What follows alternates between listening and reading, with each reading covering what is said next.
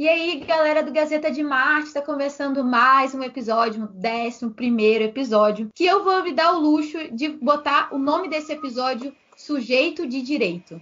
Depois, no final, a gente explica qual é a lógica do negócio, se não ficar bem claro de acordo com todo o episódio. Quem escutar, se isso não ficar bem claro, a gente ainda explica no finalzinho. O que a gente vai abordar hoje? Vamos de dia 17 de maio foi Dia Internacional contra a Homofobia e a gente vai ter a presença da drag queen Miranda Lebrão, autora do livro Conselhos que Ninguém Pediu. Dia 18/5 foi o Dia Nacional de Combate à Exploração e ao Abuso Sexual de Crianças e Adolescentes. E aí vamos ter a participação do senhor Ailton. No dia 18/5 também completou 20 anos da Lei Antimanicomial, a Lei 10.216. Vamos falar sobre isso, tem dica de webinar nesse dia também. E no dia 19/5 tem o Dia Nacional da Defensoria. Então tá tudo muito direitos humanos. E para isso a gente vai contar aqui com a Mari Tonassi, maravilhosa. Oi, gente. E com a nossa querida Miranda Lebrão. Olá! Poxa, pena que pela voz não dá pra ver como eu tô bonita. Pois é, então, vamos tirar uma foto depois pra todo mundo ficar como? Com inveja da gente. Elas vão se cortar. Olha só, dia 17 de maio, que é o Dia Internacional contra a Homofobia, foi escolhido porque nesse ano, em 1990, era retirado da lista de classificação estatística internacional de doenças e problemas relacionados com a saúde da Organização Mundial de Saúde, o homossexualismo. Ou seja, já foi considerado doença. Bom, para falar sobre esse assunto com toda a propriedade possível, a gente está aqui com a drag Miranda Lebrão, que é autora, como eu falei, do livro Conselhos que Ninguém Pediu. Ela tem formação na área naval, fez mestrado em Relações Internacionais, trabalhou por anos na Oficina da Marinha e desde 2006 trabalha como artista visual e produtor de conteúdo LGBT. Já palestrou na UFRJ, já palestrou na UERJ, na L'Oréal, no Museu de Arte do Rio e hoje está aqui no Gazeta. Para tudo! Mari, eu não estou aguentando isso aí. Minha carreira é só subindo, gente. Se prepare. Jesus! É a patroa, gente. Vamos ficar aqui para escutar ela. O podcast não vai nem carregar de tão pesado que tá. Por isso que a gente não chamou o Carlos. Olha, aí vocês criam expectativa nas pessoas, depois elas escutam, não gostam da gente. Meu irmão, não tem a menor possibilidade. Não tem a menor possibilidade. Vamos lá. O que motivou esse livro? Conselhos que Ninguém Pediu, que é leitura obrigatória. O que motivou? Ele é uma peça. O Conselhos, na verdade, era o meu monólogo, meu primeiro monólogo que eu escrevi. E ia estrear em abril de 2020. Olha que data linda. Ah! Só que aí, meses antes, aconteceu o que vamos vivendo. E aí eu adaptei. A peça virou livro, com 16 crônicas. E aí são histórias desde a infância até a minha vida já trabalhando como drag queen. E o fio condutor de todas essas histórias é justamente o fato de ser uma pessoa LGBT. Porque aí dá umas propriedades para a nossa história, para as nossas vivências muito particulares, assim. Por culpa de vocês, cis héteros, que, enfim, daqui a pouco eu culpo vocês melhor. Pode culpar, fica à vontade. Mas aí, então, tem 16 crônicas. O que elas falam? O livro, a intenção do livro era tentar retratar aquilo que eu queria fazer no teatro, que é demonstrar peculiaridades da vida, de cada fase da nossa vida. No meu caso particular, falando enquanto uma bicha, cada particularidade nesse momento da vida. E como eu fui descobrindo que outros caras também tinham essas vivências muito semelhantes. Então, compartilhar as histórias, por exemplo, de infância LGBT, para mim é muito importante. Porque tem muita gente que acha que viado sapatão aparece no mundo com 18 anos, assim, um dia brota. Mas a gente tem uma vivência da infância, da adolescência. E aí, quando você para conversar, principalmente com os millennials, que é a minha faixa etária, a gente vai descobrindo que os nossos pesares, eles circulam nos mesmos ambientes, que vai ser a família que não aceitou, a igreja, a escola. Então, a gente vai se acostumando ao longo da vida que todos os ambientes comunitários, eles são opressores para a gente. E justo para a gente que quer viver em comunidade, você entender que o coletivo é o que te ameaça, a gente não tem outra alternativa a não ser se isolar ou criar essa comunidade underground que a gente vem deixando de ser uma comunidade minoritária para poder fortalecer alguns discursos. Mas isso é só com o tempo. O que a gente tenta fazer aqui no Gazeta? É justamente explicar para o mundo coisas inexplicáveis. Assim, a gente tenta conversar com Marte porque com a Terra a gente já desistiu, porque tem umas coisas que a gente realmente não dá para entender. Não dá para entender a pessoa se incomodar com a sexualidade da outra. Assim, tipo, meu filho, é você, sabe? É tu lá, entendeu? Não tem. Na verdade, dá para entender. Enfim, a gente pode pegar esse assunto por diversos vieses, assim. Mas é super compreensível que o Brasil, tendo o histórico que tenha, seja um país homofóbico, transfóbico, LGBTfóbico em geral, e machista, né? É um país totalmente arraigado em tradições cristãs, que vem com esse histórico de opressão, que vem com esse histórico de controle. Então, quando você aceita uma religião que ela controla o mais íntimo do seu ser, que é aquilo que você faz na cama, que é aquilo que você é quando você está na sua cama, no escuro do seu quarto, quando ele consegue controlar até isso, que poder falta ter essa instituição? Já Então, atinge todos os objetivos, né? exatamente, ela te controla de todas as formas. E é o jogo pelo controle que é mais importante. Então, por isso que é compreensível que a gente tem esse histórico. O que eu acho não é compreensível que em pleno 2021 a gente tem que estar lidando com certas questões, assim. Mas o histórico que a gente teve, dado o país que a gente é bastante compreensível, sim. Eu acho que ela falou uma situação que eu tava falando sobre isso um dia desses com a minha psicóloga. Toda Fala vez. pra mim também, eu sou psicanalista, eu clinico, eu atendo. Então, eu tava falando pra ela que ela perguntou como que tinha sido pra minha mãe o meu relacionamento com a minha namorada. Uhum. E ela não é minha namorada atualmente, mas ela vai ser. Que eu tô com fé nisso. Receba! Eita, indireta! Que dia de glória! Mas aí eu tava conversando com a minha psicóloga, falando sobre a evolução desse relacionamento que estamos tendo, e a gente abordou a situação da minha mãe perante essa situação, né? Uhum. Aí eu tava falando pra Leandro, eu falei, olha, nossa, eu falei chorando, né? Aquela situação toda, mas eu falei pra ela e falei, é muito comum pra você não ter que passar por isso e nem passar pela sua cabeça e nem explicar ou como você faz explicar uma coisa dessas. No entanto, e eu demorei muito pra falar pra ela da minha sexualidade. No entanto, quando eu tô com alguém que eu sei que é LGBT, é um dos primeiros assuntos. E como foi pra você? Como foi contar pra sua família? Como que foi essa sua vivência? É uma coisa que é muito pertinente a todos os LGBTs, QIA+. É sempre um dos primeiros assuntos que a gente fala com outras pessoas que são semelhantes a gente, sabe? E chega a ser doloroso, porque imagino que, sei lá, dois amigos héteros não vão falar sobre isso, vão falar coisas muito felizes, sei lá o quê, papapá, papapi. E a gente não, a gente sempre vai por um caminho assim meio íntimo, bem íntimo até. E desde sempre a gente tem esse hábito, esse costume de se identificar pelas nossas cicatrizes, porque elas acabam falando muito sobre o percurso que a gente viveu até esse encontro. Então, a gente comparar cicatrizes porque é isso mesmo que você falou, assim, a gente acaba se identificando pelos traumas que a gente viveu. Né? O jeito que a sua família reage à sua sexualidade diz muito sobre você, sobre o seu histórico, sobre a sua classe social, sobre os seus privilégios, porque acaba sendo um momento marcante na nossa vida. Sim, e quando a gente encontra alguém que passa pela mesma coisa, apesar de triste, é acolhedor, né? Que você não se sente mais sozinho. Enfim, eu só queria, já que você perguntou, Paty, meu relato, só queria fazer esse pensamento. Ai, não, eu tô achando lindo, maravilhoso. Porque por mais que a gente tente ajudar, conversar, ser amiga, pô, eu amo a Mari, assim, né? Tudo de bom pra ela. E aí quando a gente conversa, mas não é a mesma, sei lá, não entende da mesma forma, porque nunca passou por isso. Eu nunca passei por isso. Meu problema com a minha mãe foi falar, sei lá, de quando começou minha vida sexual. E nem foi um problema com relação à minha mãe, porque minha mãe é muito abençoada com relação a isso. Mas é outro patamar, né? Outro nível de dificuldade, assim. Sabe uma coisa que eu escuto muito e que eu queria saber de vocês aí se isso se aplica ou não? É aquele negócio de, eu aceito meu filho, mas eu tenho medo do que a sociedade vai fazer com ele. Depende do que vem depois, né? Porque isso eu acho super genuíno.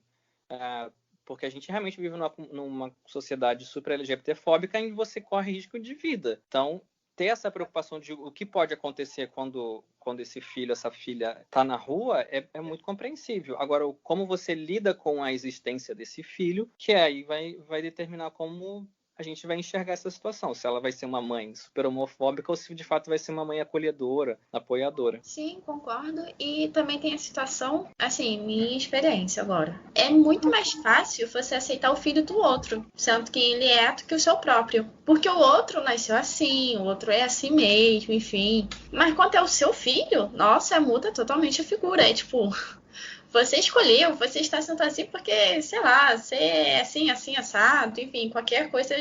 A frase em si, o sentimento, eu concordo, é genuíno, mas depende do que você vai fazer, depende do seu comportamento depois, né? Porque falar, a gente pode falar muitas coisas bonitas. E no fim, ainda acabar oprimindo e magoando, e, enfim, fazendo a outra pessoa sofrer, né? Você que trabalha levantando essa bandeira, né? Você tem Miranda Lebrão, é famosa como faz palestras super importantes, não sei o Gente, quê. eu fiz uma palestra na FRJ e uma palestra na UERJ. Você já fez alguma, Mari? Eu não! Eu também não, então tá ganhando, parabéns. Que eu tenho cadeira cativa na universidade.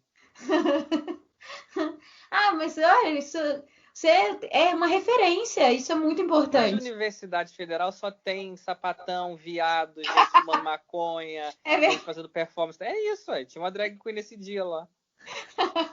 Mas aí, como é que você nota a resposta das pessoas quando você vai lá e faz uma palestra? Ah, não, nesses lugares é sempre super, super receptivo, super tranquilo, porque o ambiente acadêmico já te oferece esse canal de diálogo, né? De escuta, de pesquisa. E as bichas e as sapatão estão tudo quanto é lugar. Então, agora, assim, até na universidade você vai, elas estão em todos os cursos. Então, você vai dar palestra, tem LGBT em tudo quanto é canto.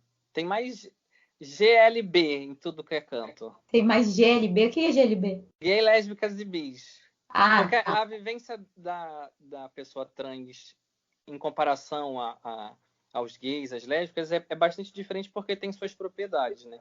A gente já percebe que no histórico, os homens cis, eles alcançaram direitos e privilégios na sociedade mais rapidamente do que outras parcelas, do que as lésbicas, do que as pessoas trans, por exemplo. Então, não é um fardo igual, sabe? Não é a bandeira ela não pesa igual para todo mundo. Você pode contar uma das 16 histórias aí? Você pode dar um pedacinho só para o pessoal ficar com vontade de comprar o livro lá loucamente? Ah, eu posso.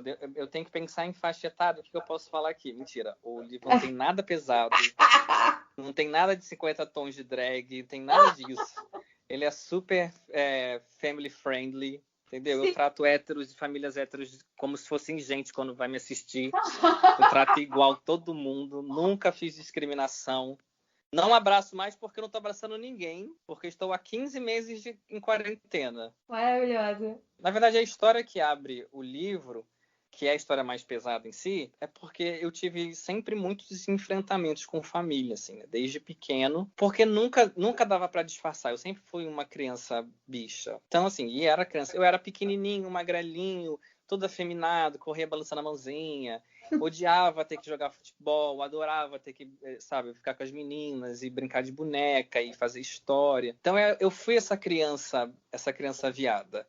E, por consequência, vivi o que a sociedade faz com crianças que não são heteronormativas, né? Porque também meninas que são menos ligadas com coisas que a gente entende como de meninas também vão sofrer esse tipo de coisa. As pessoas tentam sempre equiparar a gente à expectativa do gênero, né? E aí, mais uma vez, o porquê que eu trabalho falando sobre isso? É porque sexualidade de gênero acaba transpassando os discursos dos LGBTs quase que pela vida inteira. A gente fica meio que obrigado a ter que levantar essa bandeira como forma de sobreviver.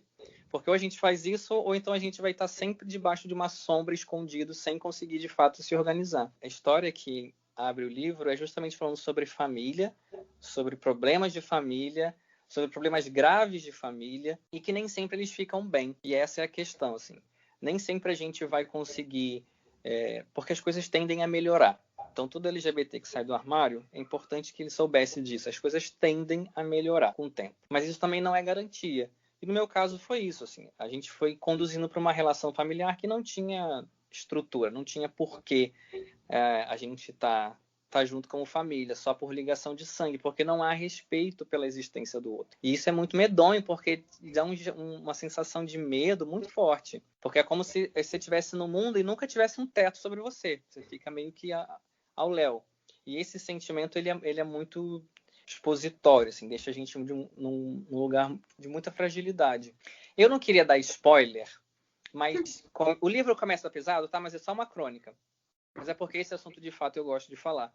Porque, para mim, a infância LGBT é uma coisa muito importante. E lutar contra a LGBTfobia é lembrar que a gente existe enquanto crianças, que existe uma infância LGBT. E essas crianças precisam de uma atenção especial justamente para que elas consigam passar por essa fase sem carregar traumas, sem carregar discursos externos que vão enfraquecer a potência dessa criança. Toda criança que nasce com asa merece voar, e que nenhuma outra característica seja tirada dela por conta disso. Mas eu vou, para não pesar, porque dizem que eu sou engraçado, e eu tô puxando o rolê para um papo super serião, assim, as meninas com uma cara super séria.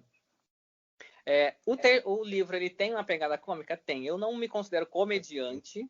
Eu sou uma bicha que fala rápido demais a ponto de vocês não entenderem o que eu tô falando e vocês riem de nervoso. E aí parece que eu tô sempre sendo engraçada.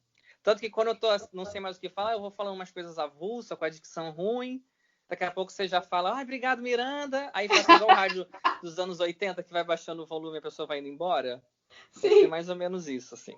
Mas eu tenho uma história que eu conto, e é uma crônica, e essa todo mundo que me segue no Instagram já sabe, tá? Porque se tem coisa que marca na minha vida, é o tanto de vergonha que eu passo, gente. Assim, sério, sério. Quem convive comigo sabe. Se você vai andar com a Miranda, você tem que se acostumar a passar vergonhas.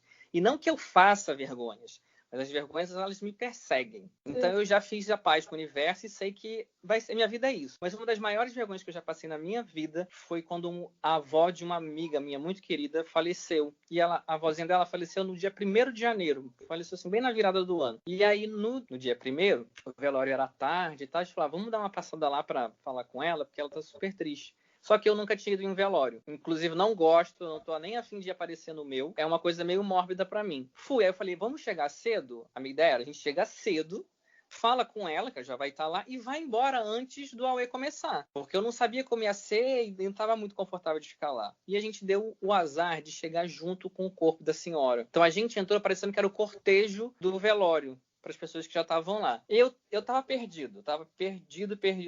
Com um coração um pouco nervoso, porque eu nunca tinha ido no velório, por motivos de nunca ter visto uma pessoa morta assim, tão perto. E eu tinha 16 anos na época, vale lembrar também. Era um petit gayzinho na vida. Aí eu falei, cara, eu vou fazer o meu plano. O pessoal vai ficar aqui, eu vou pegar, vou falar com a minha amiga e vou embora. Só que ela estava no final da fila. Tinha uma fila. Eu também não sabia. Outro detalhe. Você que nunca foi no velório, fique sabendo. No dia que você for, tem um ritual a se cumprir. Então a família estava toda enfileirada para todo mundo cumprimentar todo mundo. Tinha uma liturgia do negócio. E aí eu tive que passar cumprimentando todo mundo para conseguir chegar na minha amiga. Poxa, que eu queria dar um abraço nela para ir embora.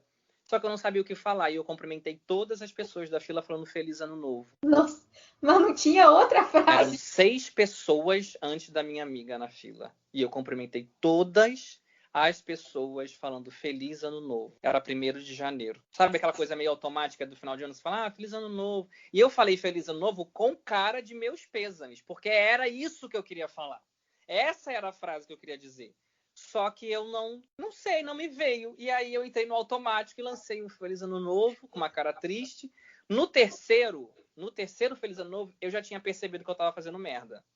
Obrigada. Só que aí não dava para voltar atrás. Eu ia te perguntar, gente, eu não sou esse tipo de bicha. Eu não vou deitar para isso. Eu vou. E aí eu fui até o final.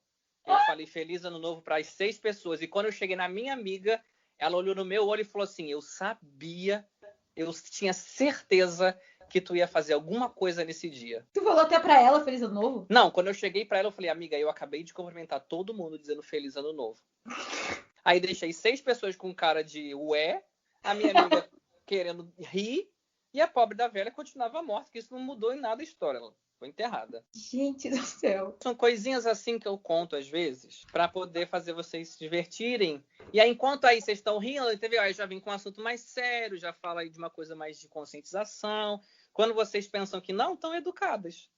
Mas é exatamente isso que a gente faz aqui no Gazeta. É que a gente não tinha deixado tão clara essa lógica, mas é assim mesmo. A gente bota o assunto pesado, dá uma risadinha. Bota o assunto pesado, dá uma risadinha. Eu fui em poucos valores da minha vida depois desse, mas toda vez que eu vou, inclusive, eu sempre fico pensando qual é a data comemorativa, porque às vezes, sei lá, Feliz Dia da Bandeira, imagina. Não. Feliz Dia de Santo Antônio. Você sabe que eu entrei e saí sem olhar pra cara da velha? Eu não faço a mínima ideia como é a pessoa morta. Gente, é uma coisa muito estranha, porque ela fica tipo um boneco de cera cheio de algodão, assim. Quando você for falar assim no começo, Miranda Lebrão, hoje, não fala nada que eu sou engraçada não, porque a gente tá indo pra uns assuntos... Tá, nossa, pesado, né, gente? E aí vai dizer que a culpa é do viado. Homofobia, hein? Não, então vai, lança um assunto aí pra melhorar esse papo, por favor. Um assunto, vocês viram que a estátua do Havan caiu hoje, lá no sul? Gente... Tem mais 155 pra cair ainda. Eu posso dar um vocês passam na frente. Eu posso dar um Isso só provou que essa merda tá frouxa. Fica dando. Vai pedir Uber na frente da estátua, um dia esse negócio solta, cai em cima de você. Gente, não, calma aí. E ontem a passeata? Agora que a gente quer falar de vergonha alheia. Não, aquilo é criminoso, isso tem que ser resolvido na base da cadeia. Eu tava na rua, eu tava tentando atravessar, eu não conseguia atravessar durante uns 5 minutos com esse povo passando. E assim, eles mandavam um beijo. Eu tava com uma cara de nojo, que não dava pra ver que eu tava de máscara. Porque eu fiquei, não é possível que eles estão fazendo isso. Fora que, por favor, alguém que desenha aí, faz outra bandeira. Porque quando eu vejo a do meu país, eu sinto já um... Você acredita que eu paguei R$30 numa canga? Porque eu só tinha uma canga que era uma bandeira do Brasil. E toda vez que eu pego sol aqui na frente de casa, a vitamina D é importante.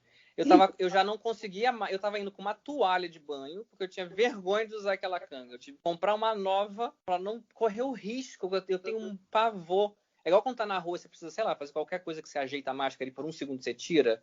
Sim. Eu tenho morro de medo da pessoa me olhar naquele segundo e achar assim, ó, lá vai o burro que acha que máscara não funciona. Não, eu tava falando isso da canga, eu tava pensando isso ontem. Eu gosto de assistir futebol, né, e tal, então, tipo... Brasil jogando, camisa do Brasil, casaco do Brasil. Aí eu tô tipo assim, o que eu vou vestir pra torcer pro Brasil? Porque futebol, gente, eu não vou deixar de assistir. Copa do Mundo, vou estar lá torcendo. Mas aí eu já não sei com que camisa.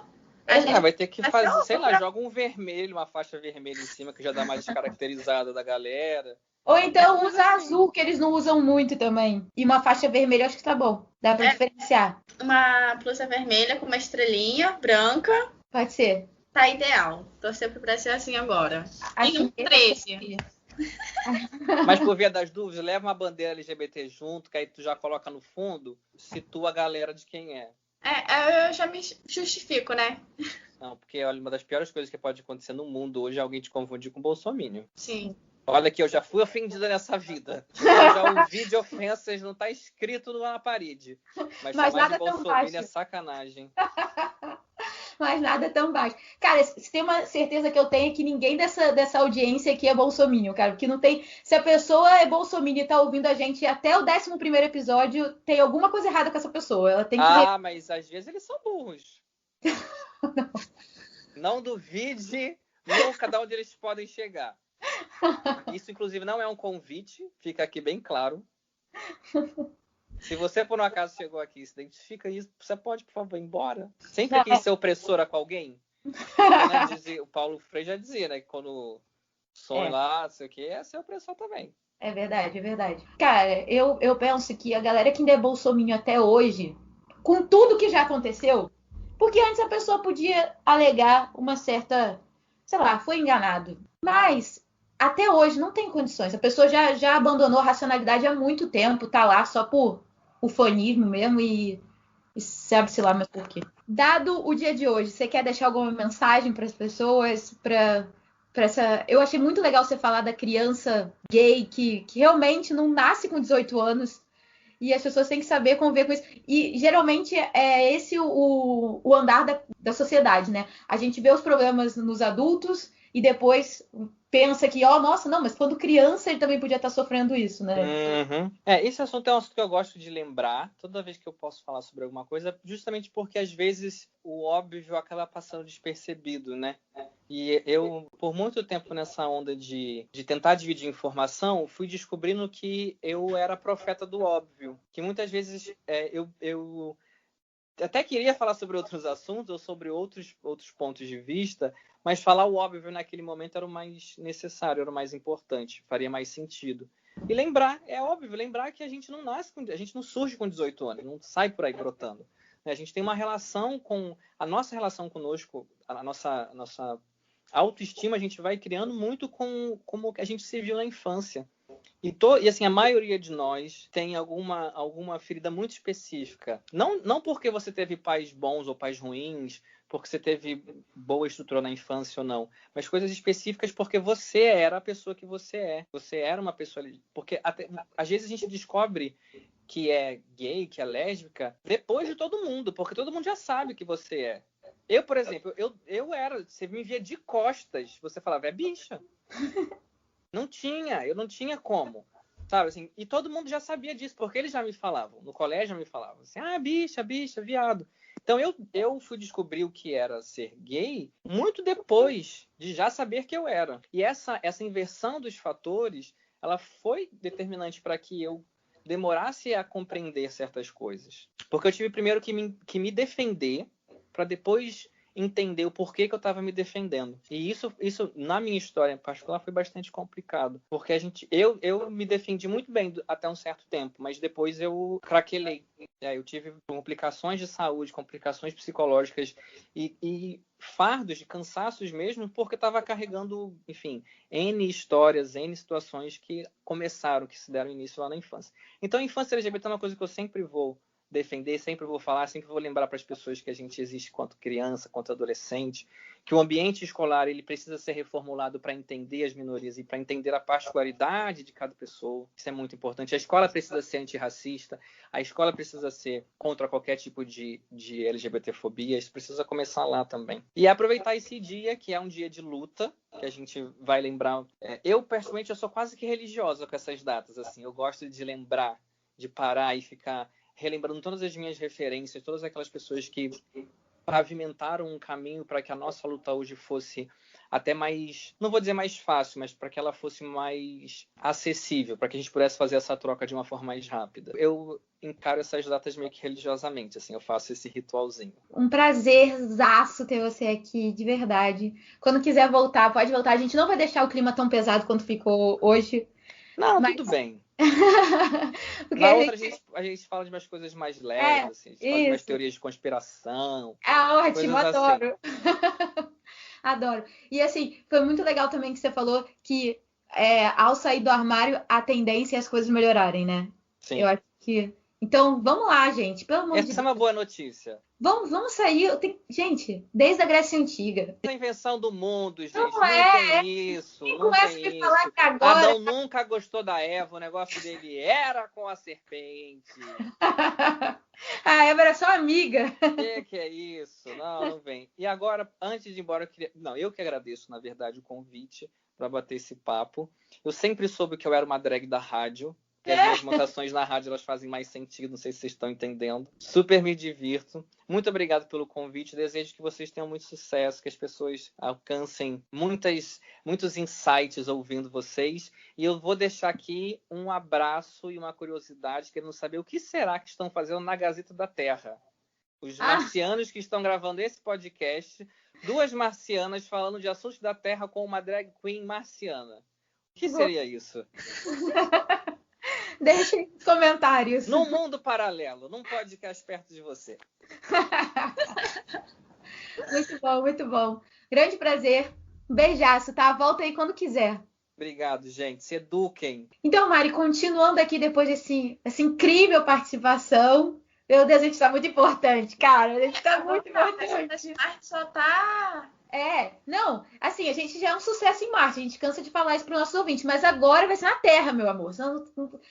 Mercúrio que se cuide, que vai ser o próximo. Então, continuando nossa pauta de direitos humanos, foquem nisso, audiência. Dia 18/5 foi o Dia Nacional de Combate à Exploração e ao Abuso Sexual de Crianças e Adolescentes. Foi neste dia, no ano de 1973, que a menina Araceli, então com 8 anos de idade, foi brutalmente violentada e assassinada no estado do Espírito Santo.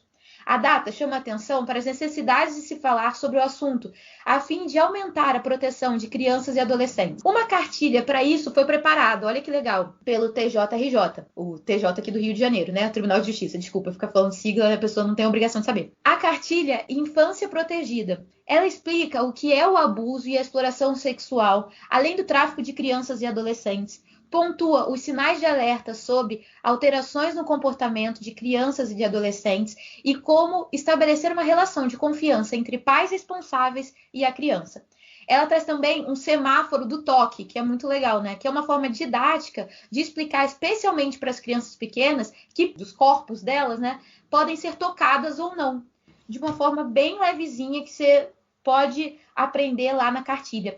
A gente vai deixar o link dessa cartilha, tá? Para quem quiser acessar. É bem tranquilinha, é bem facilzinha para você proteger a sua criança aí, ou a criança do vizinho, enfim, todas as crianças, porque é uma responsabilidade de toda a sociedade, vamos deixar isso bem claro, determinado em lei, tá lá no ECA, tá? Então, Mari, agora a gente tem um depoimento de quem já trabalhou com isso, né? Meu pai trabalhou há alguns anos na TECAP, que é a Delegacia da Criança e Adolescente Vítimas, e ele trabalhou numa época em que eu era também criança. Então, ele vai dar o depoimento dele aqui agora, contar como foi um pouco da experiência nesse período. Vamos lá, vamos ouvir então. Identificar uma criança vítima de maus tratos, abuso sexual, requer um trabalho especializado. Por quê? Porque, na grande parte dos casos, as crianças são vítimas de pessoas próximas, amigos dos pais ou parentes, namorado de mãe solteira, avô, tio, primo e etc. Normalmente, esses casos chegam ao conhecimento da polícia através dos professores, que percebem uma mudança de comportamento na criança vítima. A partir de então, é gerado um registro de ocorrência, com base no ECA, e iniciada uma investigação que consiste em uma entrevista de revelação com psicólogos infantis, que usam técnicas que são comprovadamente eficazes, desenhos, brinquedos e etc. Independente dos psicólogos, normalmente a criança vítima apresenta comportamentos fora de sua rotina, perda do apetite, sente-se suja, querendo a todo instante se lavar, evita ficar no mesmo ambiente que o abusador. E quando a criança fala para o responsável o que aconteceu, o mesmo não dá importância, não acredita na criança. Se o abusador for padrasto, namorado de mãe solteira, normalmente essas mães optam por encerrar o caso, por ter independência afetiva ou financeira. Um adulto que não possua técnicas adequadas e que não seja graduado em psicologia jamais deve entrevistar uma criança vítima de abuso sexual, pois esta criança será revitimizada. Bom, além do exposto, há a peça técnica, que é o exame de corpo de delito. Porém, ressalta-se que se não houver a conjunção carnal, o mesmo será negativo. Daí a importância do profissional na área de psicologia infantil. Vale lembrar que no Rio de Janeiro há 2 delegacias especializadas, a DECAV, Delegacia da Criança e Adolescente Vítima, e a DPCA, Delegacia de Proteção à Criança e Adolescente Infratora. Bom, quando a DECAV, Delegacia da Criança e Adolescente, foi criada, eu, por ser um funcionário público da área de segurança, fui designado para trabalhar nesta delegacia e não tinha nenhuma experiência. Vivenciando diariamente o desespero das mães que tinham crianças vítimas de abusadores, fui autodidata. Procurei junto à internet e tal, material que me fornecesse identificar realmente a criança e o tipo de abuso e o perfil do abusador. A DECAV trabalha muito em cima do perfil do abusador também. Nessa época, a minha filha, Mariana, ela era muito criança. Então, o transporte escolar dela tinha isso, filme, o motorista ia de bermuda, isso tudo me chamou a atenção e influenciou até no meu comportamento com a Mariana, porque eu tirei ela do transporte escolar, passei a levar na escola, passei a buscar, evitei deixar a Mariana em ambientes com adultos, pessoas amigas em eventos festivos, e assim foi, aí evoluindo, eu fui evoluindo, fui me aperfeiçoando, fazendo cursos. Na maioria dos casos, nós conseguimos êxitos em tirar de circulação diversos abusadores, porque isso é muito ruim, que causa um trauma permanente na criança. A criança fica vitimizada para o resto da vida com isso. Nossa, muito legal saber dessa experiência, né? E aí, mas que você, como filha, como é que foi a sua experiência? Eu era criança mesmo, eu tinha lá por volta dos meus 8, 9 anos. E eu nunca fui muito de sair de casa e tal, mas foi um período que eu fiquei mais restrita ainda, porque meu pai sempre compartilhou as situações que aconteciam com a minha mãe. Então, o nível de proteção da minha mãe, assim, subiu exponencialmente. Então, hoje muito se fala de educação sexual, essas coisas, mas na verdade a minha mãe, lá atrás, ela já fazia isso comigo sem esse nome. Que a minha mãe falava, olha, tal coisa, ninguém pode fazer. É só mamãe, quando mamãe for te dar banho, quando acontecer alguma coisa. Então, mesmo se for seu pai ou seu avô, a pessoa que você mais tem que confiar é em mim. Que eu fosse sempre a sua protetora, fosse sempre confiar em você, sem me traumatizar, mas sempre me orientando. Porque o abuso das crianças, né, ele geralmente é feito por quem convive com elas, com quem conta com a confiança delas. E muitas vezes, por isso esse semáforo do toque é tão interessante, e o que a sua mãe fazia era a versão 1.0 disso, né? Agora essa é a 2.0. É justamente isso, porque você confia no pai, no avô, no tio, e não vai maldar o que ele está fazendo. E a criança, principalmente, aí ela mesma que não vai saber o que está acontecendo até ser tomada por um sentimento, né? E aí já pode ser tarde demais. E até conversar com alguém vai ser mais difícil. Então é importante a gente prevenir para não deixar acontecer. Então, muito legal essa atitude da sua mãe. Então, é parente. As pessoas acham que quem vai estuprar criança é um monstro que vai nascer, vai brotar um bueiro na rua, porque as pessoas não são até um dia ser. E no fundo, essas pessoas que são, se mascaram muito bem, né? Hoje o pessoal, a mídia fala, e os políticos falam que são contra, enfim, e minha mãe fica, mas educação sexual pra quê? Eu fico, mas mãe, você fazia isso comigo, só que de uma outra forma, né? Então é muito importante também, eu acho que contra os meios de comunicação falarem sobre esse tema, é realmente ser didático. Às vezes elas se sentem perdidas quando elas recebem essas informações. Hoje eu sou adulta, né? Me formei, advogada e tal. Eu percebo o quanto grandioso foi a atitude da minha mãe. E do meu pai também, que sempre relatava para minha mãe e era sempre uma preocupação muito grande. Vamos lá então, Mari, para o próximo assunto. Dia 18/5 também comemoramos 20 anos da Lei 10.216 de 2001. Mari, você já ouviu falar nessa lei? Assim, de número não lembro, não. Da lei antimanicomial, foi assim que ela ficou conhecida. Você já ouviu falar? Já ouvi, mas acho que nem na faculdade se fala muito sobre. Exatamente, esse é o problema, o X da questão. Esse foi o assunto do meu TCC sobre medida de segurança, algo que pelo menos, eu não sei de todas as faculdades, mas pelo menos eu não lembro de ter passado, não sei só se eu faltei no dia, porque não lembro de ser muito abordado esse assunto. E assim, é de extrema importância, porque se você pensa que as pessoas na prisão, normal, né, sofrem, você pensa num manicômio judiciário. Você pensa no lugar que é conhecido por vários autores como o Holocausto Brasileiro, que é até um dos livros que me introduziu nesse assunto. É horror para todos os lados e por tempo indeterminado. As medidas de segurança, elas não têm tempo, porque teoricamente elas são um tratamento. E aí ela tem que ser feita até a pessoa se curar. O problema é que o tratamento não existe, não tem condições de tratamento, e isso vem mudando a passos lentos, bem lentos, muito lentos, há 20 anos, porque o que se faz nesse momento, quando se interna alguém num lugar onde não tem a menor condição de cura? Você está só se livrando dessa pessoa. O manicômio, como prisão e tal, né, desumaniza a pessoa. E um bom parâmetro, assim, uma boa referência é que os manicômios que não são assim, que o Estado, que a pessoa que coloca seu ente lá, já são cruéis. Então imagina os que pertencem a um Estado punitivista, né? Exatamente. Vai tratar, enfim, com o maior descaso possível. Isso. Tem um autor que fala sobre isso, que é Erving Goffman.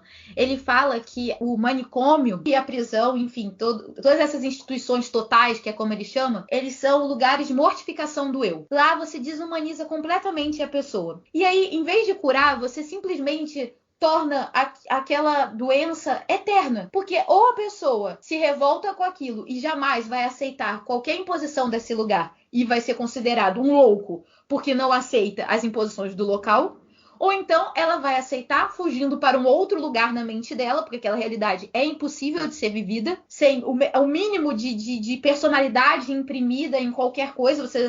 Tudo você faz com o coletivo, você toma banho na hora que mandam, você dorme na hora que mandam, você não tem o menor pingo de identidade. E tudo isso foi discutido com relação às medidas de segurança. E o pessoal da luta antimanicomial, que tem o Franco Basaglia como um dos seus expoentes, que, meu Deus do céu, ler sobre esse homem. Olha, construir meu TCC foi uma loucura porque foi na pandemia, mas assim, eu tive contato com um pensamento de pessoas assim que, pelo amor de Deus. Franco Basaglia, eu recomendo essa leitura para todo mundo. Dica de webinário dessa semana para as pessoas se inteirarem sobre esse assunto. Vou falar aqui do webinar Luta Antimanicomial, 20 anos da Lei 10.216, que foi promovido pela Emerge. Gente, a Emerge está arrasando nos webinários aí, com uma galera muito boa. E aí, o que essa lei traz? Luta pelo direito das pessoas. As pessoas com transtornos mentais, que vulgarmente era chamado como louco, mas de uma forma muito pejorativa desde sempre, eles sempre foram excluídos da sociedade.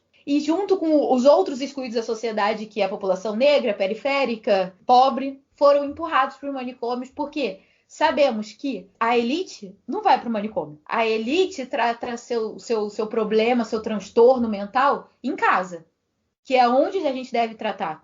Porque a sociedade aceita, mas a camada mais pobre não tem esse direito. Então ela tem que ser excluída. O portador de transtorno mental, ele é a escória da escória. Por isso, pode ser mantido preso tempo indeterminado.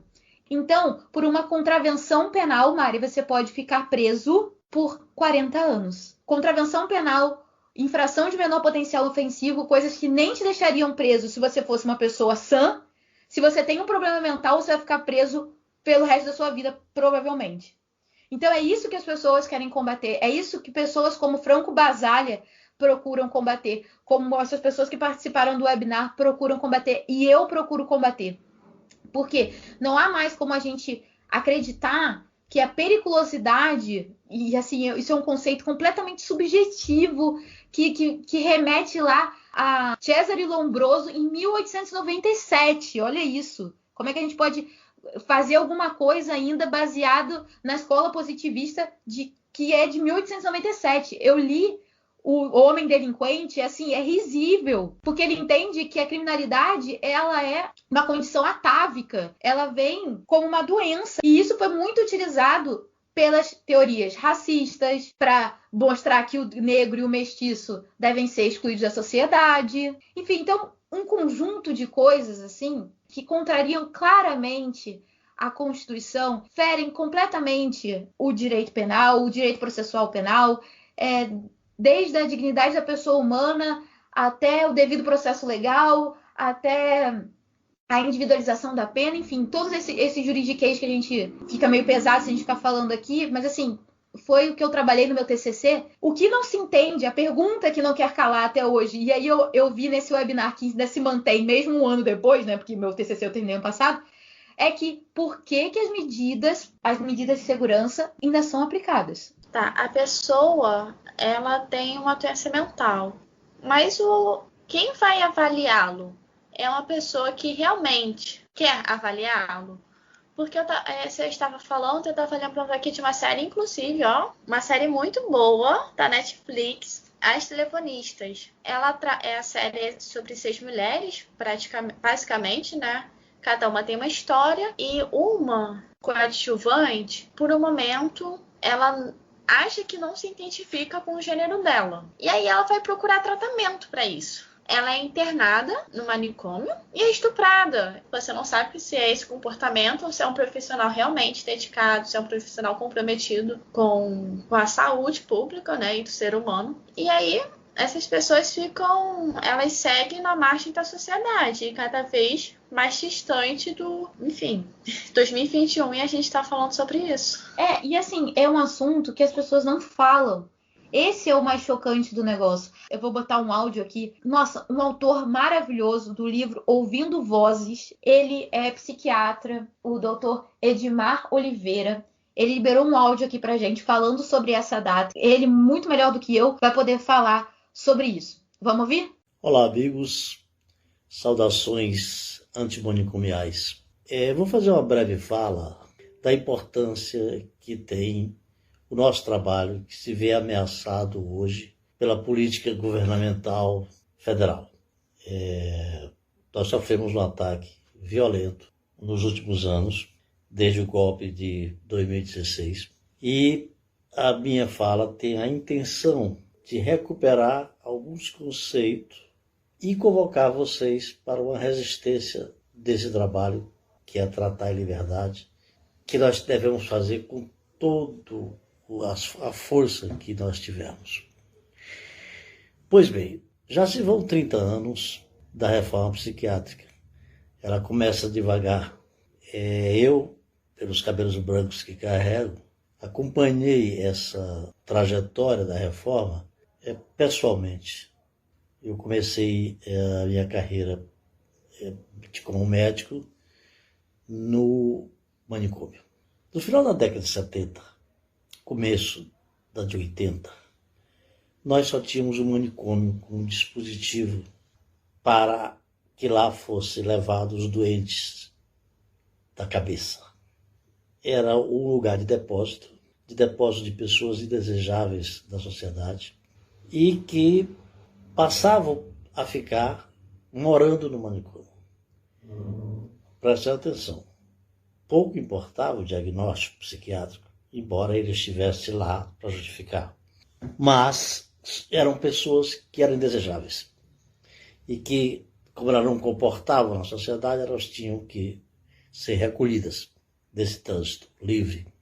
Pois bem, eu participei de várias reformas manicomiais e posso garantir para vocês que nenhuma delas dá resultado. É impossível reformar o manicômio. A única possibilidade que se tem é de reformar a psiquiatria, porque é ela que criou o manicômio. Foi ela que inventou esse recolhimento compulsório. Você tinha na época, então, os pobres recolhidos ao manicômio e os ricos aos consultórios particulares. Na década de 80 foi o boom de um outro dispositivo que a gente levou para o serviço público, que eram os ambulatórios, calcados dos consultórios. Também foi um dispositivo fracassado, posso garantir para vocês. Por quê? Porque o ambulatório ele é cronificante, ele faz uma clientela eterna sem saída daquele lugar. Por outro lado, ele é como o antigo INSS, o antigo INAMPS queriam na época, porque depois é que ele é juntado com o Ministério da Saúde, eles queriam 20 consultas por hora, por 4 horas, 20 consultas por turno. E isso transformava os ambulatórios em apenas dispensário de psicotrópico. Eu costumo dizer que os ambulatórios sempre são, em grande parte, boca de fumo de drogas lícitas. E o paciente não tem alta daquilo. E o acesso também é restrito. Na década de 90, nós começamos a fazer algumas experiências. E essas experiências vieram se somar ao que hoje é conhecido como novos dispositivos, que são o Centro de Atenção Psicossocial, as residências terapêuticas, para tirar do manicômio aquelas pessoas que ali estavam pela eternidade de suas vidas, e outros dispositivos, leito no hospital geral, dispositivo de lazer, de trabalho e renda. Fomos inventando essa invencionice, ela foi interessante, até que no começo desse século, em 2001, se faz a Lei 10.216, que vai organizar, dar um norte para que se tenha um sistema de saúde de tratamento da liberdade. Ora, esse sistema de saúde de tratamento da liberdade, ele exclui o manicômio. Nós não podemos transigir nessa questão. O manicômio não faz parte da rede psicossocial. Assim como não deve fazer parte as comunidades terapêuticas que erroneamente o governo de esquerda incluíram no passado. Tratar em liberdade significa que você cria um novo dispositivo em que a comunidade os familiares e os usuários são envolvidos no seu tratamento, são envolvidos naquela ação que nós vamos fazer, e essa ação se dá dentro de um território específico, dentro de um lugar em que não é uma casa, porque tem muito CAPS hoje em dia que é apenas um manicômio disfarçado. Ele fica lá esperando que o paciente chegue lá, quando a nossa missão é trabalhar no território. A nossa missão é estar no território. Então nós temos que ser inventivos, muito inventivos nessa questão. Nós estamos vivendo um retrocesso e você vai receber recursos agora para ambulatório e para clínicas e convênio com as comunidades terapêuticas. Nós temos que saber inverter esses recursos a nosso favor. Por que não criar, de fato, um serviço que deambuleie? Porque ambulatório vem de deambular, de andar. Só que quem anda é o paciente. Quando eu acho que quem deveria andar seriam os técnicos. Seriam os técnicos que deveriam estar na comunidade. Seriam os técnicos que deveriam estar junto aos CAPs. Seriam os técnicos que deveriam estar junto à sociedade. Seriam as igrejas, as organizações de classe, a de lazer. Nós temos que deambular. Tratar a liberdade nós temos que fazer invenções de várias formas para que possamos usar o nosso conhecimento já acumulado de 30 anos para auxiliar a essa pessoa a transitar pela vida. A essa pessoa com transtorno a transitar pela vida dentro da sociedade. Então nós temos que ser absolutamente intransigentes com o CAPS, com o manicômio. O CAPS é substituto do manicômio. O CAPS que depende do manicômio não é CAPS. Segundo, o ambulatório clássico não é o modelo que a gente vai resolver nossas questões. Ele é um modelo cronificador. Nós temos que inventar um modelo novo de acordo com o tratamento em liberdade e na sociedade, na comunidade, no território, que é o lugar de nós tratarmos. Mesmo que o manicômio esteja voltando, a gente tem que resistir. Essa é uma fala também que tem a intenção de provocar uma resistência.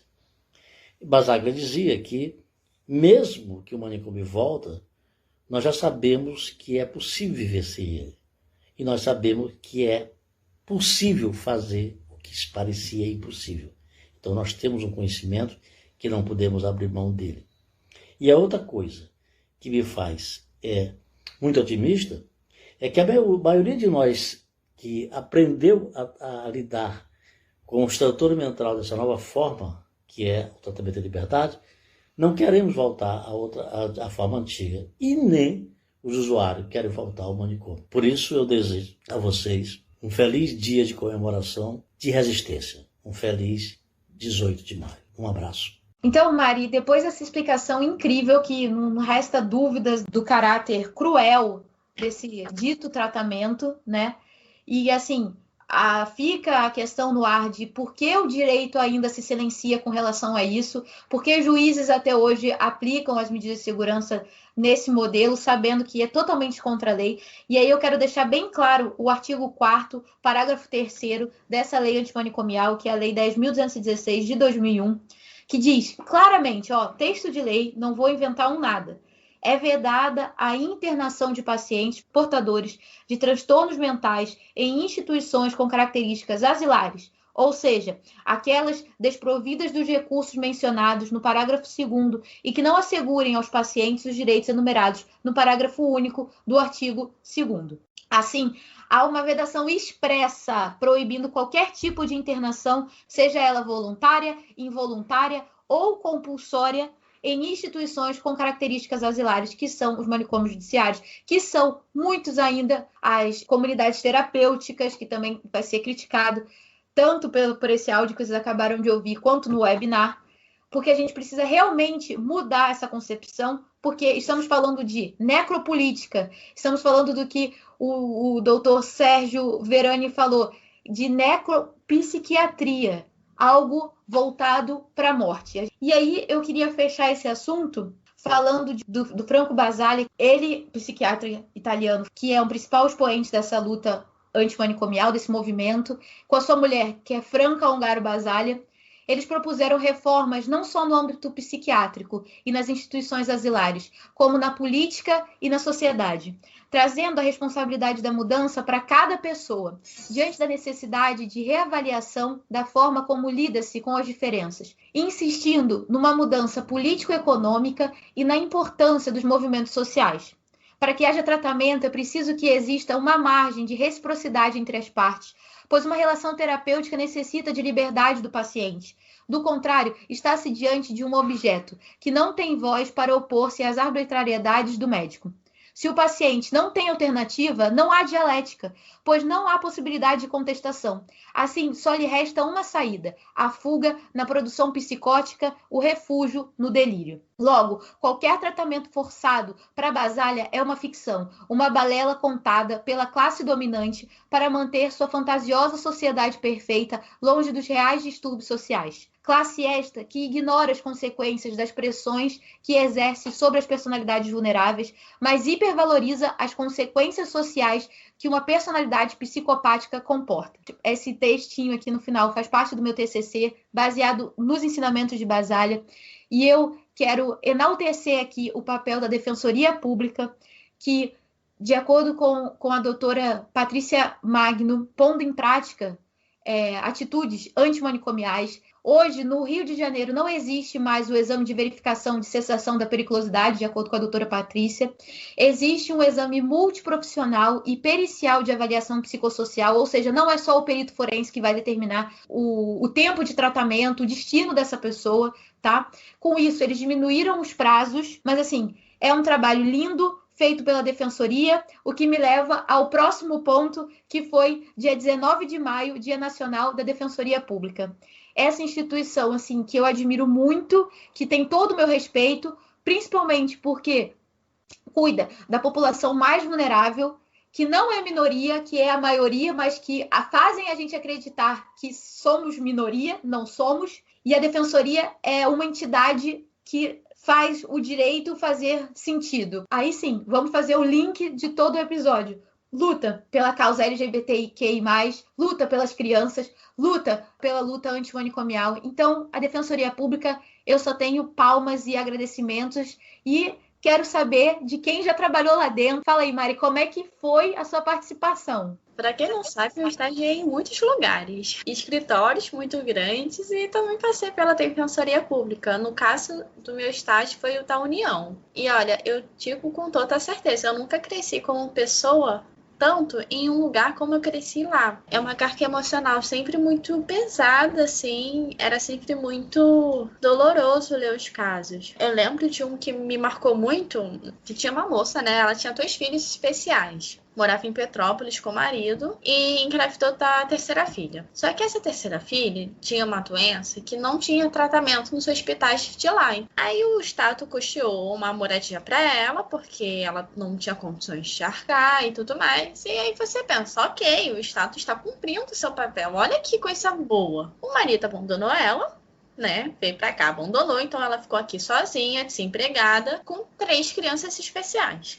Sendo que uma, ela era acamada, então ela não levantava, ela requeria o triplo de atenção das outras 2. Essa senhora, ela entrou na justiça para ter o home care, enfim, levou uns 2 anos para se ter ferido o pedido de home care para ela, ficou pouco tempo, chegou lá uma intimação para ela, falando que iam recolher o material e tal, porque tinha equipamentos médicos na casa dela, só que ela recebeu essa intimação, só que nunca foram pegar os aparelhos. E aí ficou papo, tipo, de 3 anos, o aparelho lá, aí já não tava mais funcionando, porque não teve manutenção, aquilo, outro, o que ela fez? Se desfez dos aparelhos, porque é isso que uma pessoa normal faz. Não tá mais funcionando, ninguém veio buscar há muitos anos. Você se desfaz daquilo. Acontece que nesse tempo a justiça foi e indiciou ela, porque ela se desfez de um patrimônio que não era dela. Veio o segundo baque na vida dela. Ela estava sozinha, sem ninguém. A vizinha não podia tomar conta dos filhos especiais dela. Só que aí eles já eram um pouco mais crescidos. E a pequena estava ardendo em febre e precisava ir ao médico. Isso que ela sai com a criança para ir no médico e deixa a mais velha cuidando do outro, né? Do meio. Apesar de ser especiais, ela achou que não tinha o que fazer ali. Nesse tempo, alguém da justiça bateu na porta dela e ela ainda foi acusada de negligência. E o Estado ainda queria queria tirar as crianças dela. E eu saí dali derrotada, né? E aí eu lembro que a doutora Cristina, ela até me deu um chat de volta, porque o processo era muito denso. Eu saí de lá arrasada, chorando, porque uma coisa é o conteúdo, outra coisa é você ler, tem fotos, tem depoimento. E a doutora Cristina me falou uma coisa que eu achei assim, que não é... Na hora eu achei até um pouco insensível, mas é o que tem que ser. Você tem que lidar com aquilo como se não fosse real. Porque se você lida com aqueles casos, realmente visualizando que é uma pessoa, que é uma família, você se destrói por dentro. Porque são coisas muito tristes. Foi uma realidade que eu não tinha contato. Aquilo me humanizou muito, muito. De muitas formas eu cresci muito também. Cara, só o fato de estudar para a defensoria e ter acesso à forma de pensar que eles têm, né, de defensoria, você já aprende muito, muito, muito, muito, de uma outra forma completamente diferente. Muito interessante porque justamente falam, mas é para defender bandido, não sei o quê. Não, olha só, essa mãe não é bandida e ela precisa da defensoria. E também não é só para pobre, não é só para hipossuficiente, são para todos os vulneráveis. A defensoria se preocupa em fazer concurso com mais cota para negro, com mais cota para hipossuficiente, sabe? Mais acessibilidade para quem tem algum tipo de deficiência. É a vanguarda total, assim, de um pensamento mais humanizado. Então, eu quero realmente bater palma. É por isso que eu falei que o episódio seria Sujeitos de Direito. E é isso. Cada indivíduo, em sua individualidade, é um sujeito de direito e tem que ser respeitado como tal. Eu espero que o governo entenda isso, respeite isso, porque para isso existe nossa Constituição e a gente não vai dar nenhum passo atrás. E se depender do Gazeta aqui, vai ser um episódio atrás de outro episódio tratando desses assuntos que têm que ser tratados. Eu sei que hoje o episódio ficou mais pesado, não tem o Carlos ali para fazer a gente rir também. Mas são assuntos muito delicados que a gente precisa tratar. E você que acompanhou a gente até o final, muito obrigada. E, por favor, pense nisso, porque é um retrato de uma sociedade. Não pense como, mas eu não sou gay, então não me atinge. Não sou drag, então isso não me atinge. Não sou mais criança, nunca fui abusada, então tudo bem. Não pensa como, não tenho um transtorno. Não, isso é o retrato de uma sociedade. A gente tem que se preocupar com o outro. E pronto, isso já torna tudo mais fácil. Eu lembro que quando eu comentei que estava estagiando na Defensoria Pública, eu ouvi muito, até dos meus familiares, falando que eu ia defender bandido. Em todo o tempo que eu estagiei lá, olha, nunca mesmo eu defendi uma pessoa. Eu não, né? É a tutora, mas eu nunca contribuí para a defesa de ninguém que tenha feito mal algum para nenhuma pessoa. Foram sempre pessoas que estavam sofrendo, então. Dicas do Pinhão. Dicas do Pinhão chegando, se derrubar é pênalti, o momento mais aguardado da Gazeta de Marte. Será? Não sei, meu Deus do céu. Ajuda, Luciano. A dica do Pinhão dessa edição fala do lançamento da multiartista Luísa Lourosa, que estreia a partir do dia 28 como cantora com a canção Pureza, parceria com o pai Sergião Lourosa, queridíssimo Sergião Lourosa. Luísa, que já está aí na cena cultural há 5 anos, né, como diretora, como atriz, sempre nas artes cênicas. Está chegando agora com tudo na cena musical também. E assina a canção Pureza de uma forma meio inusitada, pois se trata de uma canção feita há mais de 30 anos pelo pai, que ela descobriu que existia durante a pandemia e resolveu recriá-la, dando um novo significado para a música, dentro de todas as questões que a gente discute hoje em dia. E a canção acabou se tornando uma reflexão também sobre a importância de não perdermos nossa essência, aquela coisa que está ali presente da nossa infância, a gente nunca deixar acabar, morrer a criança que mora na gente, né? A gente sempre buscar se voltar para si próprio, não se deixar consumir por essa vida insana que a gente vive hoje em dia. Então é isso. A partir do dia 28 de maio, Pureza vai estar disponível em todas as plataformas digitais e também o videoclipe, muito bem produzido, com uma grande equipe, lançado no YouTube. Então, confira Pureza, tá um trabalho muito legal, assistir ao clipe e ouvir a música em primeira mão, e o trabalho está de primeiríssima qualidade, e a música é linda, e a participação emocionante do Serjão também interpretando com a filha essa canção. Até a próxima, meu povo amado! Então vamos dizer tchau? Tchau, gente. No próximo episódio a gente vai... Deixa mais leve. É. A gente promete isso todo episódio, mas tudo bem. E assim, obrigada novamente para quem participou. Miranda Lebrão, beijão, muito obrigada. Edmar Oliveira, muito obrigada. Seu papito maravilhoso, Mari, muito obrigada também. Senhor Ailton, muito obrigada por ter contribuído. E acompanha a gente. Pessoal de Marte, beijão. Beijo! Até o próximo episódio.